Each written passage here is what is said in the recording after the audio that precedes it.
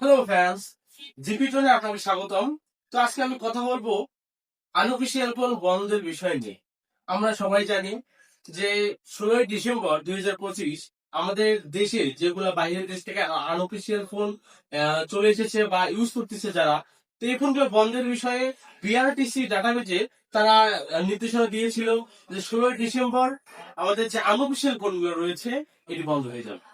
তো বিআরটিসি ডাটাবেজে এই নির্দেশনা 16ই ডিসেম্বর পর্যন্ত ছিল, বাট এটা রিসেন্টলি তাদের নতুন তারা বিজ্ঞপ্তি জারি করেছে যে 16ই ডিসেম্বর না, এটা হচ্ছে 31শে ডিসেম্বর পর্যন্ত যাদের কাছে আনঅফিসিয়াল ফোন রয়েছে তারা রেজিস্ট্রেশন করতে পারবে।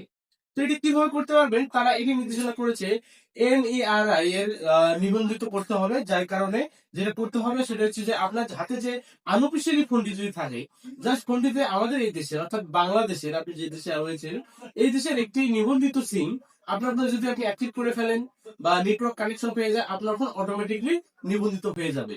এটি বিআরটিসি ডাটাবেজে এরা বিজ্ঞপ্তি দিয়েছে।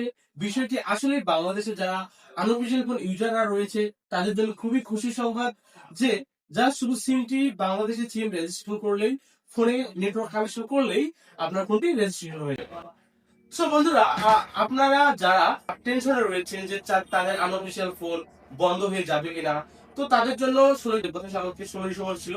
তো তাদের নির্দেশনা অনুযায়ী গতকালকেই সব আনঅফিসিয়াল ফোন বন্ধ হয়ে যাওয়ার কথা ছিল, বাট সেটিকে 12/2025 পর্যন্ত চালু করেছে। এর মধ্যে আপনি আপনার আনঅফিসিয়াল ফোন রেজিস্ট্রেশন করতে পারবেন, এনইআরআই করতে পারবেন, বিআরএস জানাবেন। তো এই আনঅফিসিয়াল ফোন চালু হবে 1/1/2026 থেকে। তো আপনারা যারা আনঅফিসিয়াল ফোন এখন ইউজ করতেছেন, রেজিস্ট্রেশন করতে যাচ্ছেন, অবশ্যই জাস্ট যে দেশে রয়েছেন বাংলাদেশের সিম নিবন্ধিত আইডি কার্ড দিয়ে একটি সিম নেটওয়ার্ক কানেকশন করলে আপনার ফোনটি রেজিস্ট্রেশন হয়ে যাবে। সো গাইস, আজকে এটুকুই বলার ছিল ফোন বিষয়ে। তো এরপর আরো সব নতুন ভিডিও আপনাদের মাঝে নিয়ে আসবো। তো নতুন নতুন ভিডিও পেতে চ্যানেলটিকে সাবস্ক্রাইব করে পাশে থাকুন। ধন্যবাদ সবাই।